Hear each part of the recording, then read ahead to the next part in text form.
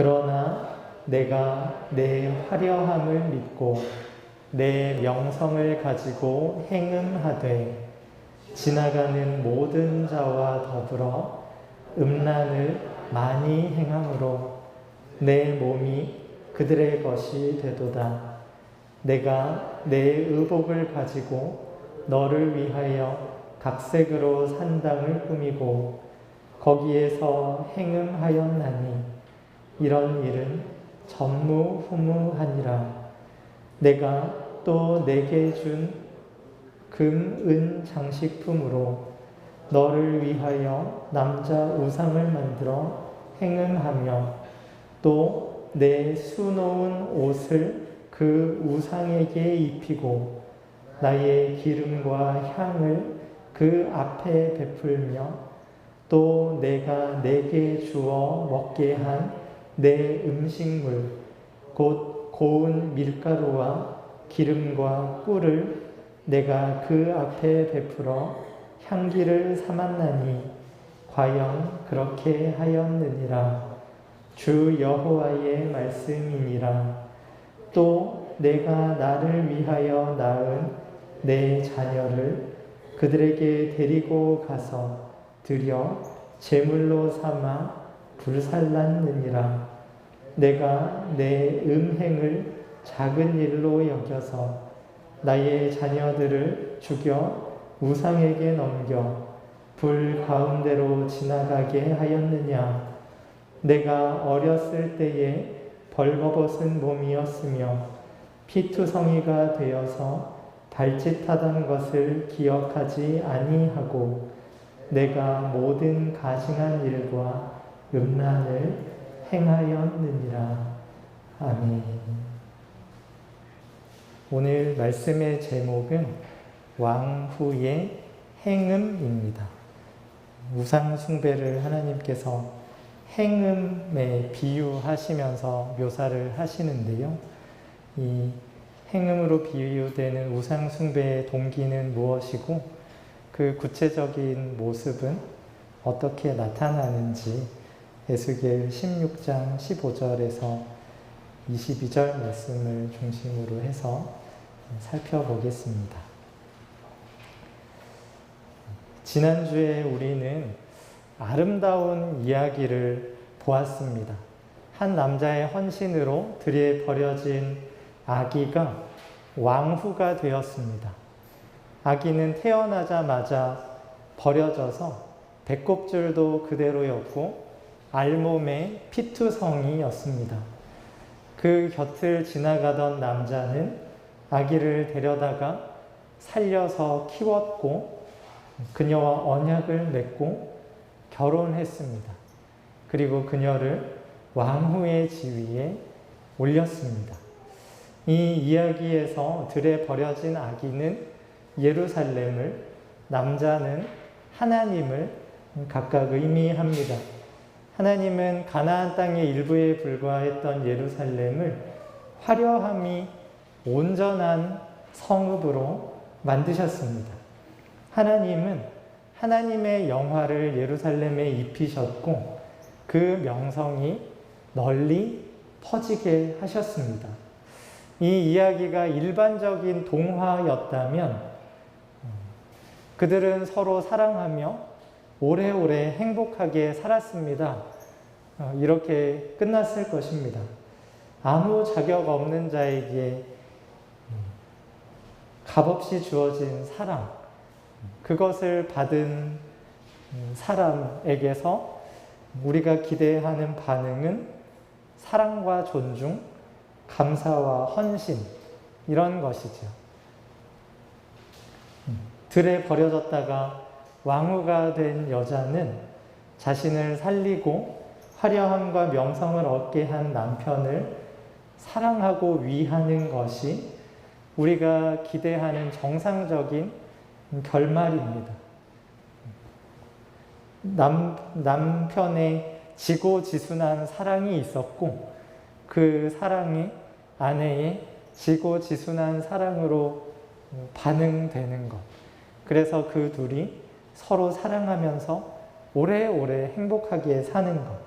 이것이 보통 어린이들이 보는 이야기의 결말이죠.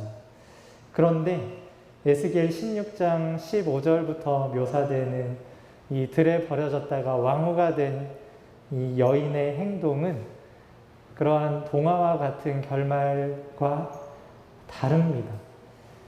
좀 충격적인데요. 우리 에스겔 16장 15절 말씀을 한 목소리로 함께 읽겠습니다. 시작. 그러나 내가 내 화려함을 믿고 내 명성을 가지고 행음하되 지나가는 모든 자와 더불어 음란을 많이 행함으로 내 몸이 그들의 것이 되도다. 남편을 향해서 사랑과 헌신으로 반응해야 마땅한 여인이 지나가는 모든 자와 더불어 음란을 많이 행하는 음녀가 되었습니다.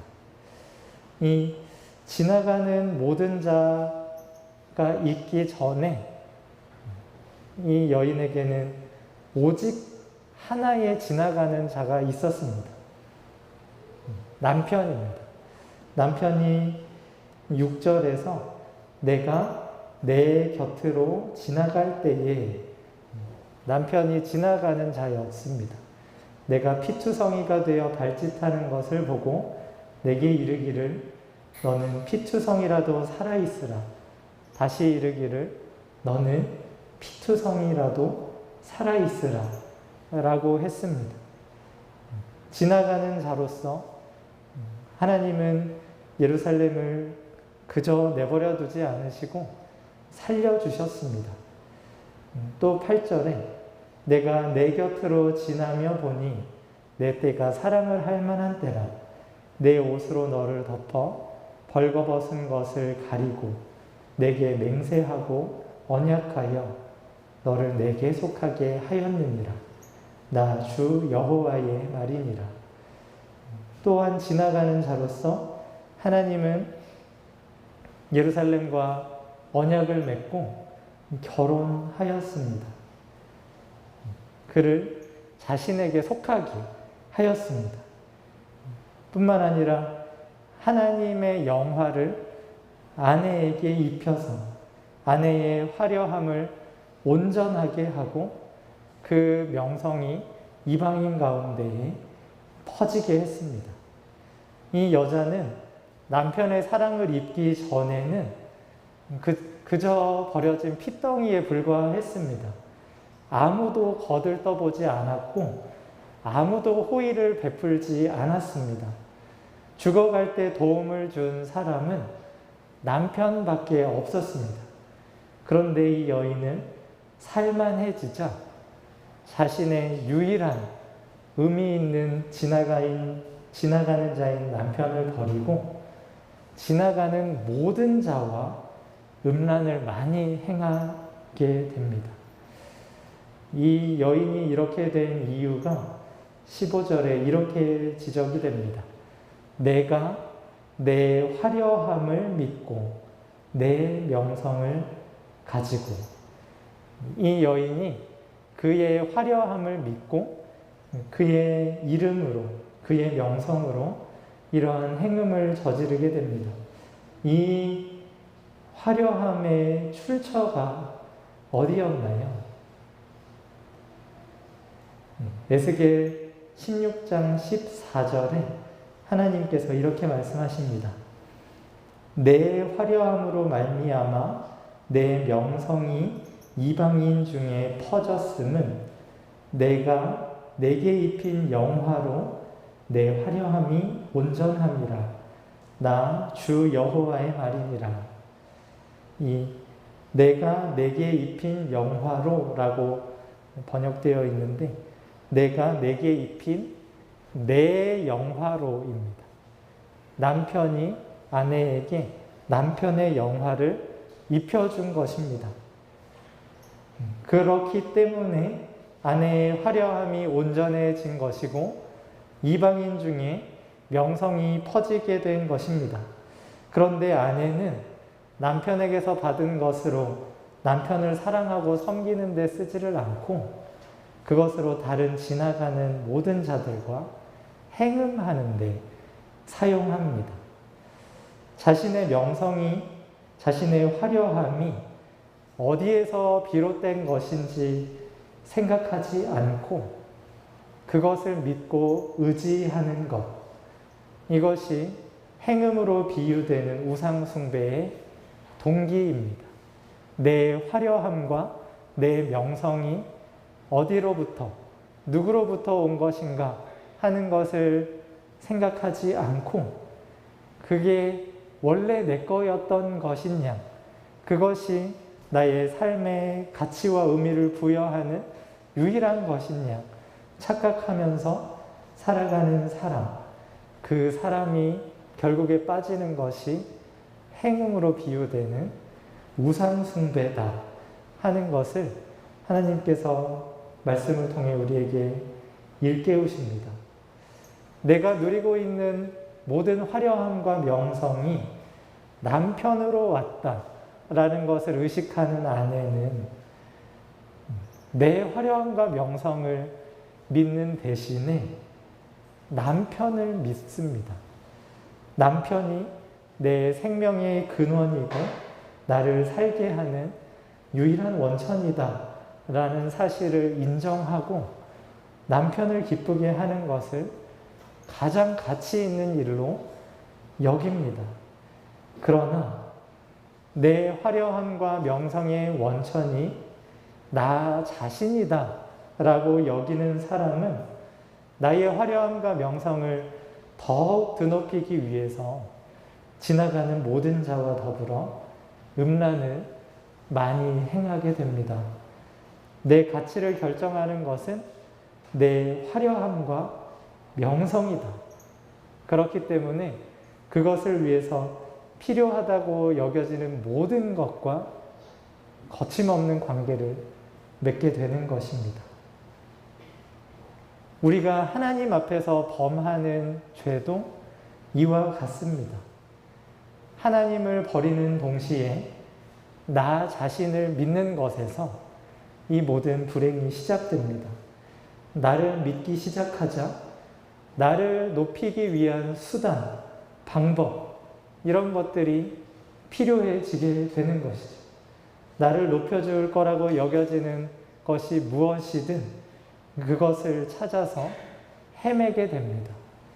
내가 존재할 수 있는 유일한 근원이 되는 분을 버리고 내가 살아가는데 전혀 도움이 되지 않는 것들에 집착하기 시작합니다. 이것만 있으면 내 삶이 의미 있고 만족스러울 거다 하는 기대를 품고 이런저런 것들을 얻고자 열심을 냅니다. 우리가 이렇게 우상이라고 부르는 것을 쫓아서 살아가는 것, 그것이 행음을 하고 있는 거다라는 것을 우리는 자각을 하지 못합니다. 지금 나는 너무나 당연하고 좋은 것을 추구하고 있다, 이렇게 믿고 있기 때문입니다. 나는 이게 필요해. 난 이게 있어야 해. 이건 좋은 거야. 라고 하는 것을 우리가 우상이라고 하기 때문에. 그래서 사실은 평소에는 그게 우상이라는 생각이 전혀 들지를 않죠. 이건 좋은 거니까. 이건 반드시 가져야 되고 있으면 무조건 좋은 거니까. 그러나 우리가 추구하는 그 대상이 얼마나 좋은 것이든 그것은 하나님만큼 좋은 것일 수는 없습니다. 왜냐하면 하나님은 우리가 누리는 모든 것을 주신 분이기 때문입니다. 다른 어떤 좋은 것도 하나님을 대신할 수 없습니다. 그 모든 좋은 것을 우리에게 주시고 누리게 하시는 분이 오직 하나님이시기 때문입니다. 하나님은 이 아내로 비유되는 예루살렘의 행음, 우상 숭배를 16절부터 이렇게 묘사하십니다.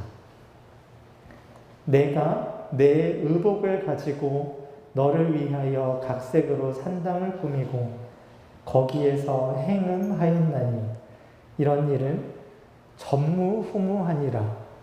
내가 또 내가 준 금, 은 장식품으로 너를 위하여 남자 우상을 만들어 행음하며 또 내 수 놓은 옷을 그 우상에게 입히고 나의 기름과 향을 그 앞에 베풀며 또 내가 내게 주어 먹게 한 내 음식물 곧 고운 밀가루와 기름과 꿀을 내가 그 앞에 베풀어 향기를 삼았나니 과연 그렇게 하였느니라. 주 여호와의 말씀이니라. 이 하나님께서 여기에서 언급하고 계시는 의복, 금, 은, 장식품, 그리고 수놓은 옷, 기름, 향, 고운 밀가루, 기름, 꿀, 이런 모든 것들이 하나님께서 주신 것들입니다. 그 어느 것 하나 하나님에게서 받지 않은 것이 없습니다. 그런데 아내는 그것을 가지고 우상을 만들고 산당을 만들고 그 만든 우상에게 그것들을 바치는 거죠. 결혼을 하셨거나 할 예정이거나 이성 친구가 있으시거나 하신 분은 한번 상상해 보십시오. 내 배우자가 내가 그에게 준 그것으로 다른 누군가와 특별한 관계를 맺으려고 하는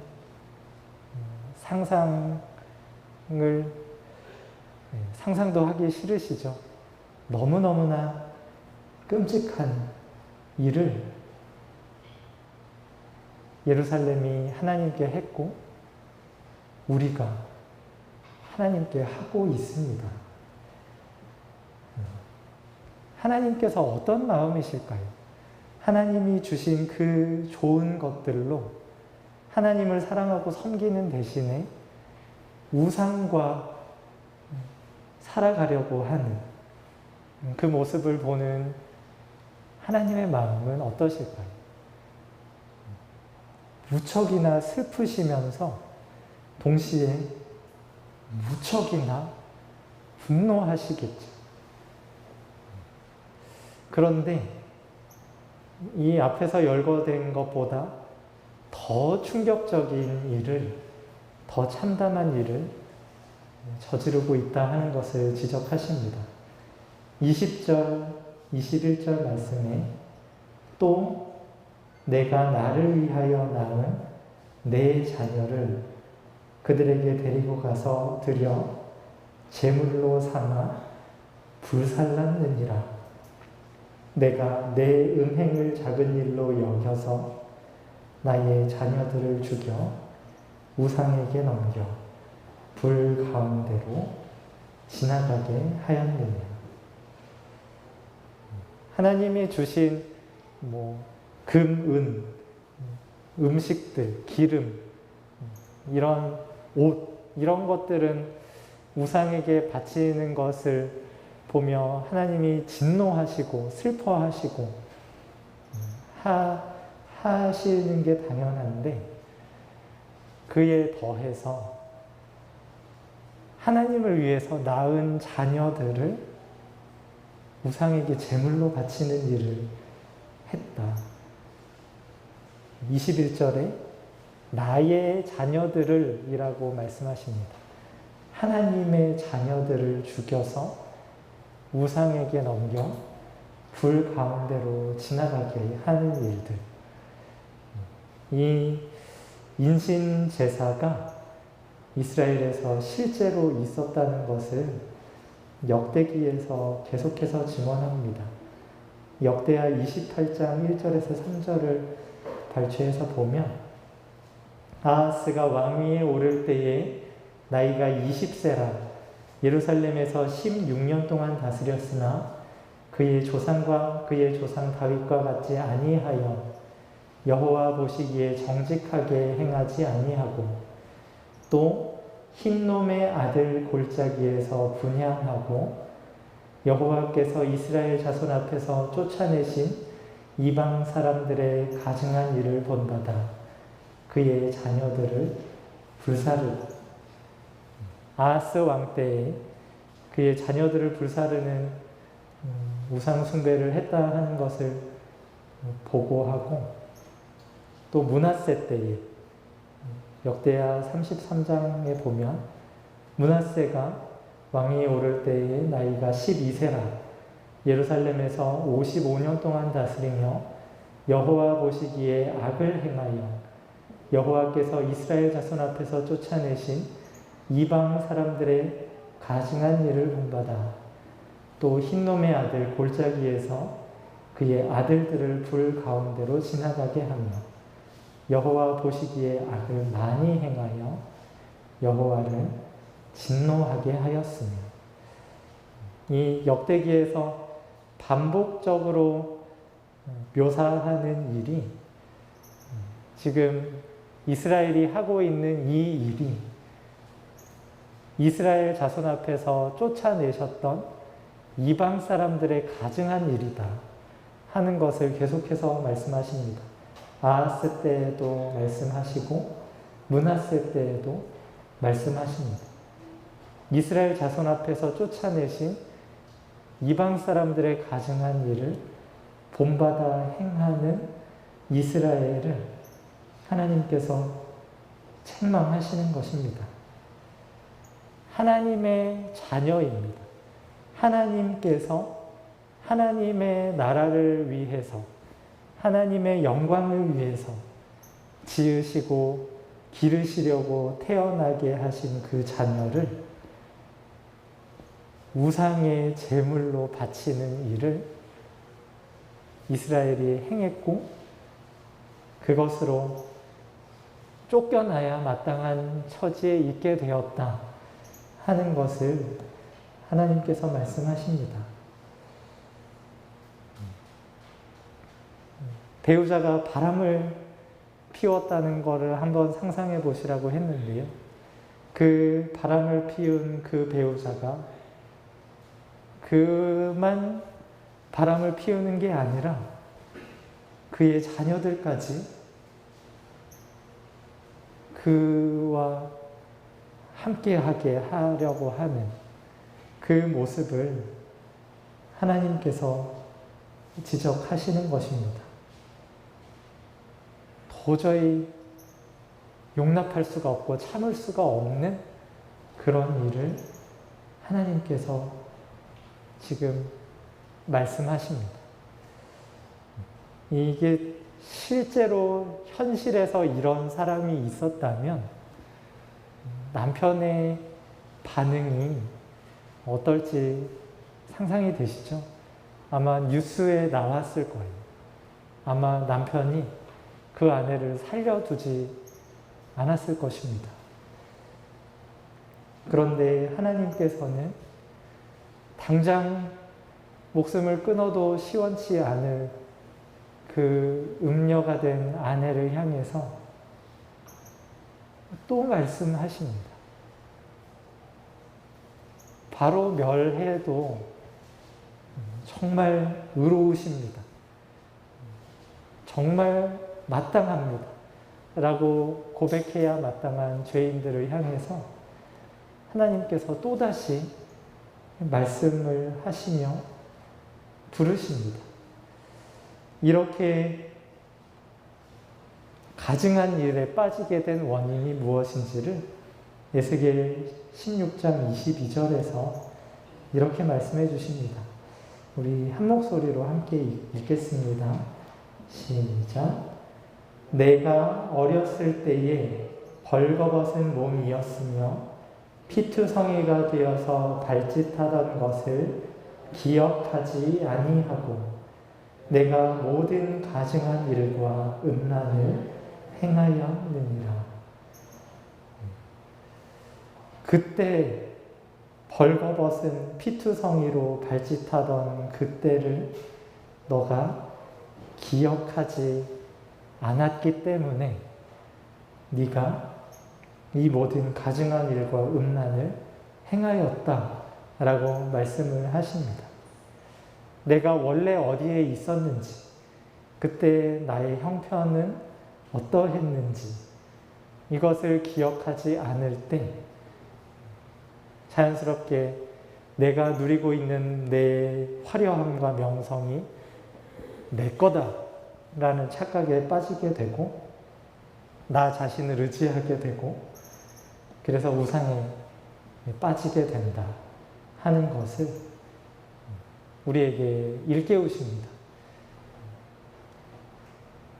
아내의 상태가 원래 이랬습니다.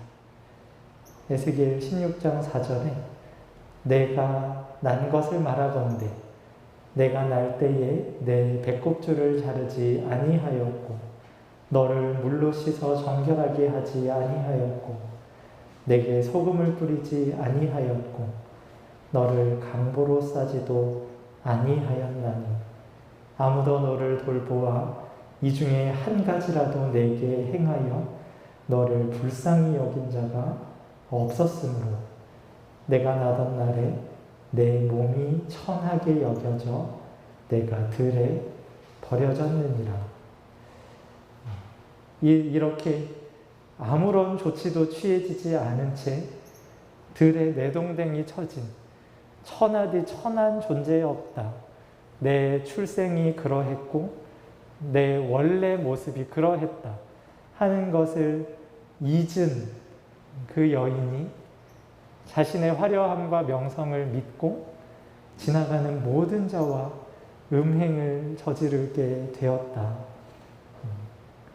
그러므로 우리가 해야 하는 것은 우리가 원래 어떤 상태에 있었는가?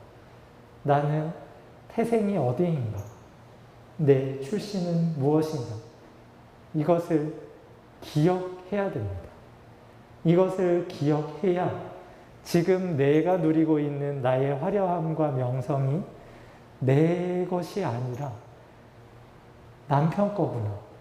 하나님께서 나에게 은혜로 주신 거구나 하는 것을 의식하게 되고 이거 나를 위해서 쓰는 거 아니구나. 하나님이 기뻐하시는 일에 써야 되는 거구나 하는 것을 알게 됩니다.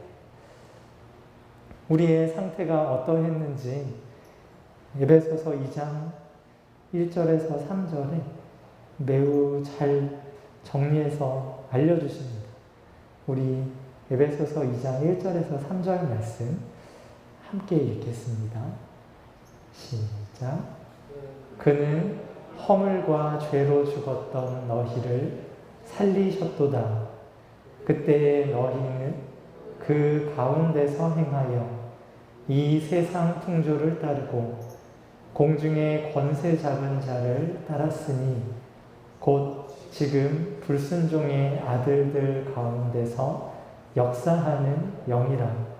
전에는 우리도 다 그 가운데서 우리 육체의 욕심을 따라 지내며 육체와 마음에 원하는 것을 하여 다른 이들과 같이 본질상 진노의 자녀이었더니 우리가 사랑스러운 존재가 아니었다는 것, 우리가 복을 받아 누릴 존재가 아니었다는 것, 내가 진노의 자녀였다 하는 것을 기억해야 됩니다.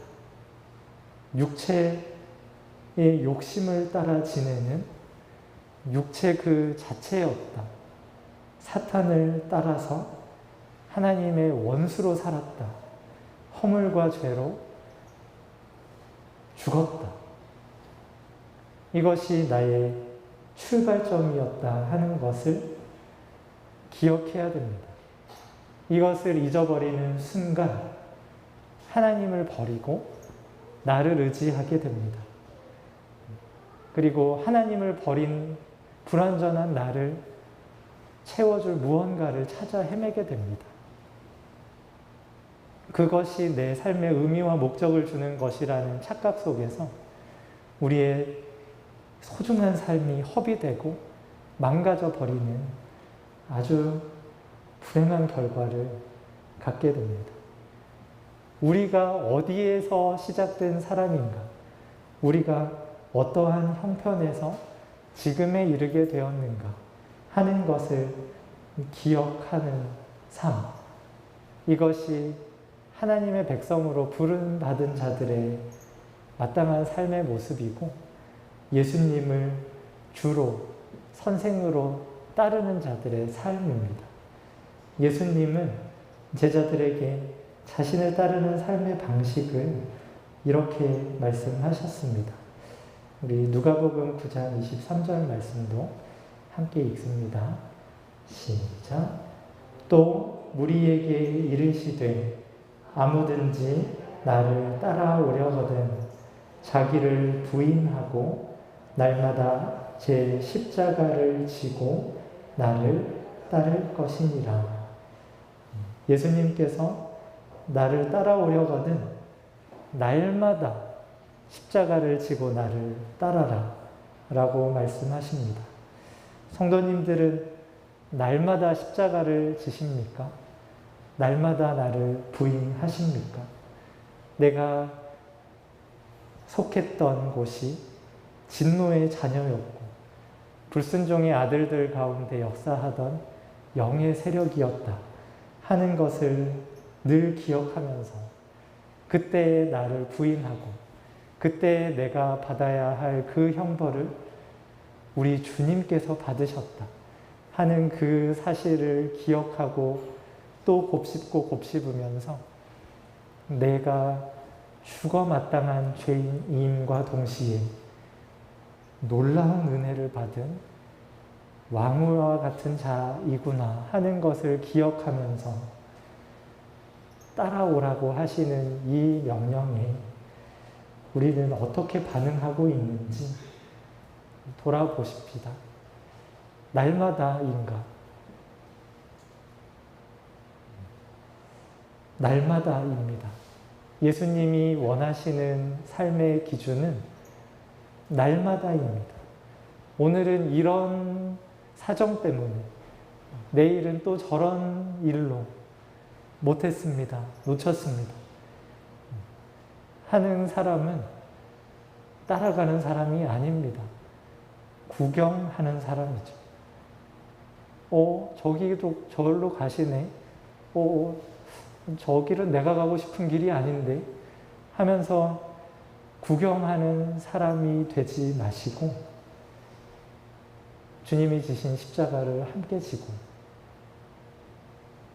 함께 주님을 따라가는 우리 모두가 되기를 소망합니다. 나를 부인하는 것이 생각처럼 쉽지 않습니다.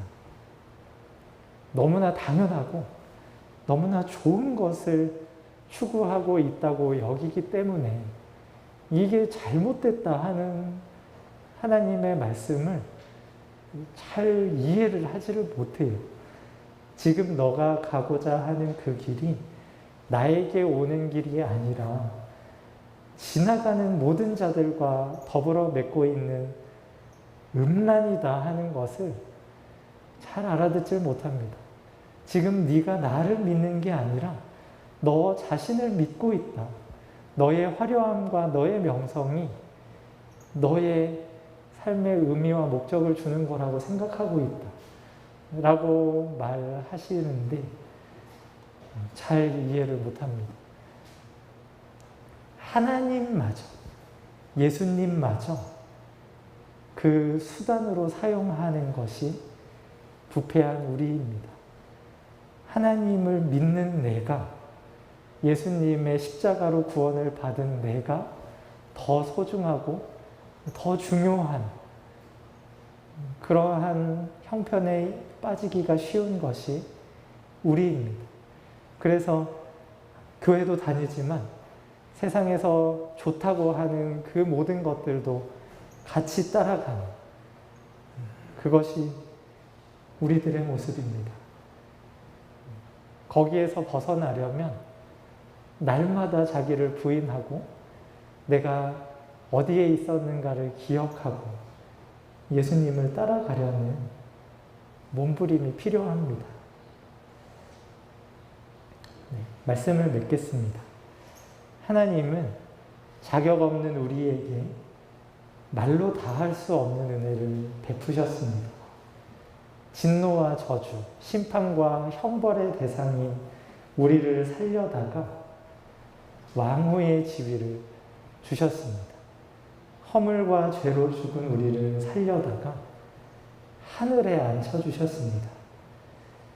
우리는 이 놀라운 은혜를 받아서 누리고 있으면서도 하나님을 버리고 우상을 쫓아서 살았습니다. 내가 원래 어떤 형편에 있었는지를 잊었고 나의 화려함과 명성이 나의 것이다 하는 착각에 빠졌습니다. 하나님께서 내게 주신 것을 하나님의 뜻과는 전혀 상관없는 일에 허비했습니다. 하나님께서 소중하게 여기시는 자녀마저 우상의 제물로 불살랐습니다. 우리가 지은 죄를 보면서 탄식하고 울어야 합니다. 죽음 가운데 놓여있던 나를 불쌍히 여겨 살려주신 그 하나님 앞에서 내게 허락해 주신 그 모든 좋은 것을 우상을 따라가면서 살아가는 일에 허비해 왔던, 하나님을 진노하시게 하고 슬프게 했던 우리를 바라보면서 그래도 사랑을 거두지 않으시고 돌아오라고 부르시는 이 하나님의 그 음성을 우리가 가볍게 여겨서는 안 됩니다. 날마다 십자가 지고 따라오라고 하시는 그 음성이 사랑의 음성으로 들리기를 소망합니다. 그 사랑의 음성이 우리가 행해왔던 그 모든 죄들이 생생하게 여겨지고 그것으로 탄식하고 우는 은혜가 우리에게 있기를 소망합니다. 기도하겠습니다.